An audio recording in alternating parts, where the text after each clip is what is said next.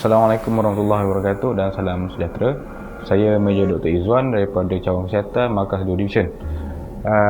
Di sini saya ingin menerangkan tentang COVID-19 dan juga program vaksinasi yang bakal kita jalankan secara besar-besaran in the nearest future. Okey, orang duk tertanya apa itu COVID-19. Kita dah setahun duduk tinggal dengan norma baru disebabkan oleh COVID-19. Apa sebenarnya COVID-19? Kenapa namanya COVID-19?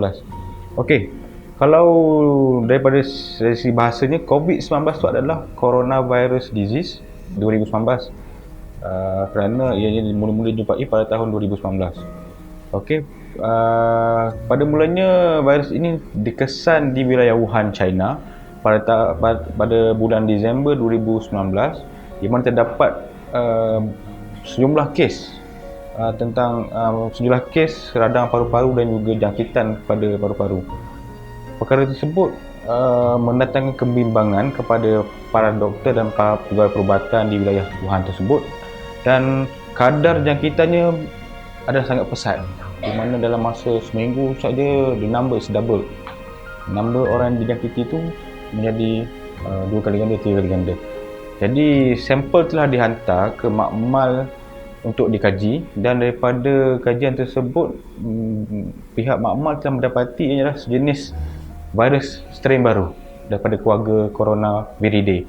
Okey, nak bercakap pasal Coronaviridae ni adalah nama family dia. Family virus ni tadi adalah Coronaviridae. Corona tu maksudnya adalah crown, mahkota, kerana bentuk virus tu sendiri bentuk seperti mahkota,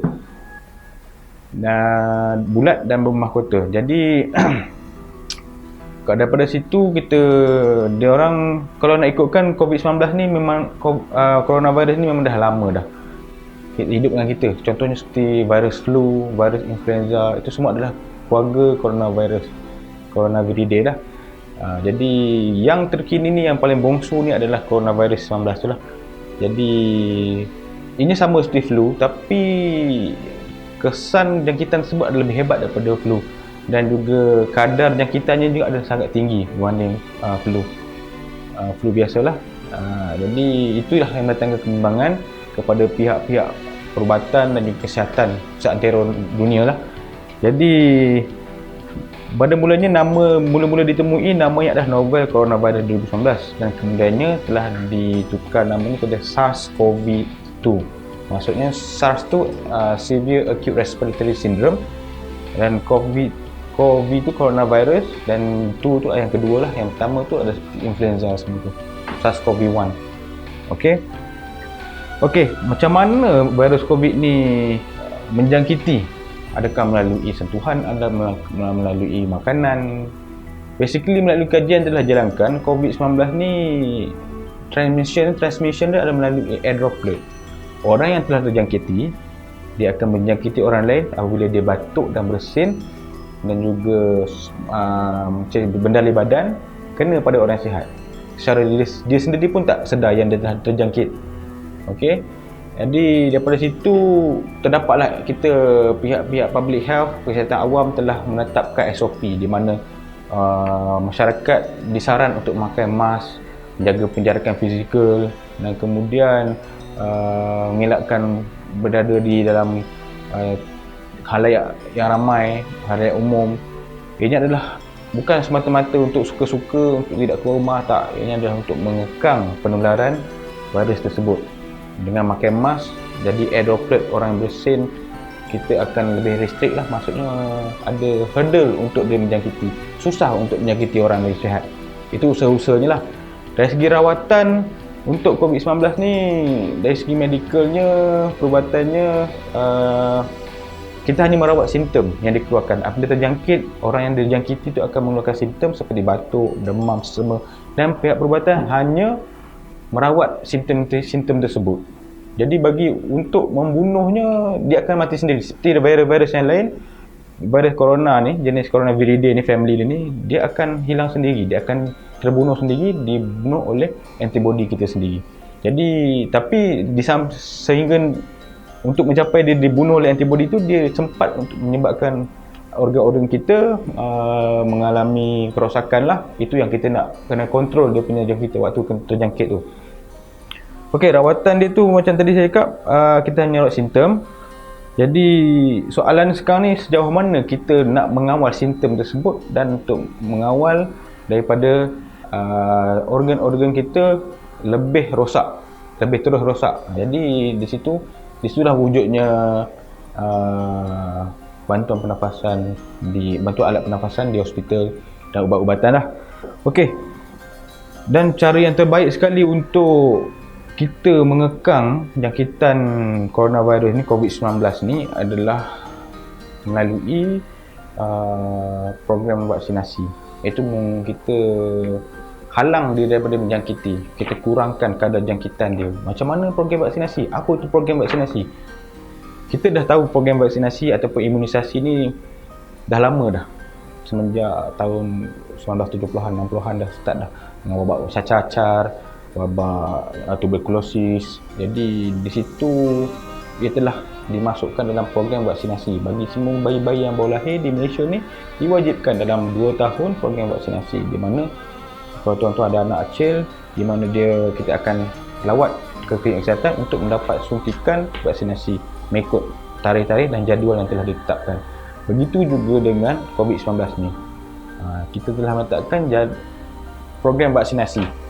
Program vaksinasi ni bukan untuk merawat pada waktu sekarang. Sebenarnya aim program vaksinasi ni adalah kehadapan. Yang sekarang ni memang kita terpaksa live with it dengan new norm dan mengawal penjangkitan dia tu.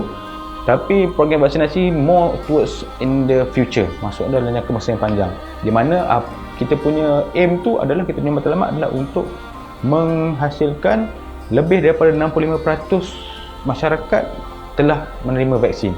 Maksudnya telah diberi perlindungan, protected. Di situ apabila lebih daripada 65 orang rakyat Malaysia mendapat perlindungan, jadi secara tak langsung telah menghasilkan herd immunity. Herd immunity ni adalah imuniti kelompok, di mana terdapat juga orang rakyat Malaysia ni yang nak vaksin tapi tak boleh. Contohnya pesakit kanser, golongan yang mempunyai anaphylaxis, maksudnya mempunyai alergi yang tahap yang teruk lah. Dia nak ambil vaksin tapi dia tak boleh. Jadi kita mewujudkan herd immunity ni. Bila terwujudnya herd immunity ni, ia secara tak langsung memberi perlindungan kepada mereka. Jadi kita sama-sama tolong kita macam itulah. Jadi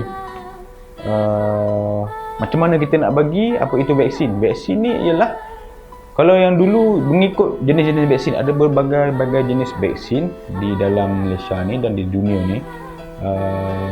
Mekanisme of action dia adalah macam mana dia berhasil sebagai vaksin. Kita mewujudkan jangkitan palsu kepada badan. Jadi badan akan detect dan menghasilkan antibodi. Sebenarnya yang melawan virus itu sendiri adalah antibodi kita sendiri. Tapi kadang-kadang virus itu menyebabkan kita punya antibodi ni confuse. Dia menyerang, antibodi itu boleh menyerang badan kita sendiri. Sel yang sihat pun akan terjangkit. Begitu juga dengan virus. Jadi itu yang menyebabkan badan kita haywire. Jadi vaksin ni pula dia mewujudkan jangkitan palsu mengenai spesifik virus tersebut ke dalam badan. Jadi badan detect, oh ni ada benda asing datang badan kita, kita kena serang dia. Dia akan mewujudkan antibodi khas untuk melawan virus ataupun jangkitan tersebut. Jadi antibodi yang dihasilkan tu akan berada dalam badan kita sebagai memori. Maksudnya next time terkena jangkitan, dia dah sedia dah antibodi khas untuk melawan jangkitan tersebut. Begitu juga konsep dalam vaksinasi COVID-19 ni. Sekarang ada berbagai jenis vaksin yang telah dihasilkan dan dalam market pasaran lah dunia. Contoh seperti Pfizer, Sinovac, Zeneca Astra, Sputnik, itu macam-macam lah. Ada, kita Malaysia memilih Sinovac dan juga Pfizer lah, di mana vaksin tu dibuat ataupun dihasilkan daripada mRNA. Maksudnya bukan macam saya cerita, vaksin yang biasa kita pakai dulu, kita ambil virus yang telah lemah, ataupun kita lemahkan dia, ataupun kita matikan dia, dan kita akan letak dalam badan manusia, kita suntik dalam manusia, lalu kita menghasilkan antibody against virus tersebut, di mana virus itu tidak bahaya setelah dimatikan. Tapi berbeza dengan Pfizer ini, vaksin Pfizer ni, kita tak ambil the whole virus tu, kita extract dia punya RNA. RNA ni kita tu satu jaringan DNA lah bagi virus tersebut, dan kita suntik dalam badan manusia, di mana badan tak berbahaya lah sebab dia RNA saja, suntik dalam badan manusia. Badan manusia tu akan tak masuk dalam nukleus sel pun, akan menghasilkan protein yang lebih kurang sama dengan virus tersebut. Kiranya badan kita sendiri menghasilkan satu protein yang bentuk dia seperti virus itu sendiri.